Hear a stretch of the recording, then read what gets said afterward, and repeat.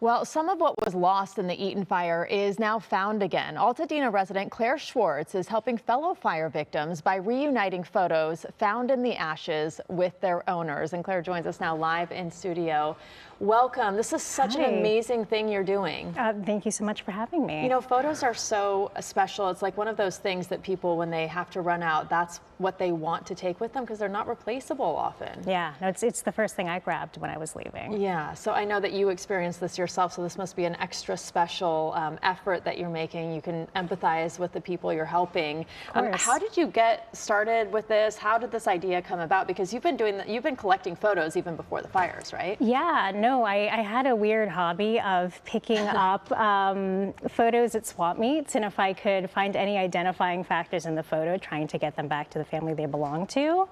And it wasn't a really useful skill until a couple weeks ago when I realized suddenly my neighborhood, was covered on all of these photos that had survived the fire, and somebody needed to get them back to who they belong to. So how are you doing that? How do you find these identifying features, and how do you track down the owners? So it's a mix. Like if I find a photo that, has enough information in it that I can, potentially track this person down, I will do that privately. I don't want to post people's photos unless I absolutely have to.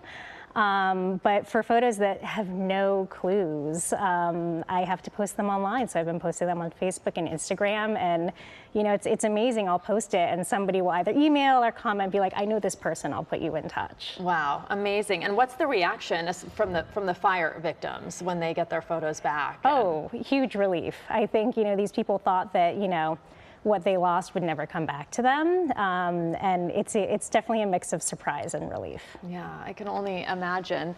What about the photos that don't find owners? The ones that don't find owners, I will be keeping on to, indefinitely. I am prepared to hold on to these photos for the rest of my life if I need to. Absolutely. How do you have room for all these photos?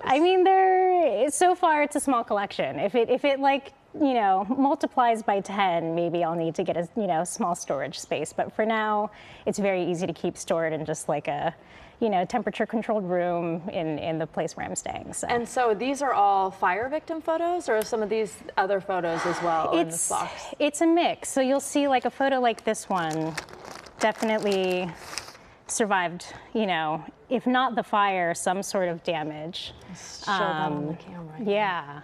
They can see it. You can see that, wow, what a juxtaposition of like the happiest day of their life and the damage on the photo. Absolutely. Yeah, so it's either, been exposed to extreme kind of like wet, damp, or extreme heat. But then there are some photos that, I've received that are perfectly intact that just, were lost during evacuation. So it's a real mix of, the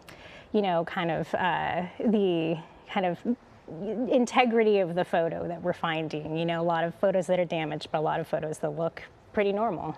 Well, I can't imagine the relief when people get these back. Maybe this couple will, or their kids or something will see this today and give you a call. And how can people get in touch with you if they do recognize something, or if they want you just to help them or to look through your photos? Yeah, well, we have a website, EatonFireFoundPhotos.com. We also have an Instagram and a Facebook that people can submit photos they've found to, or look through what we currently have and maybe identify somebody. Well, it's such a great service you're doing, and our thoughts are with you because we know that you went through the fires as well. So thank you so much for being here. Thank you for having me. Really appreciate it.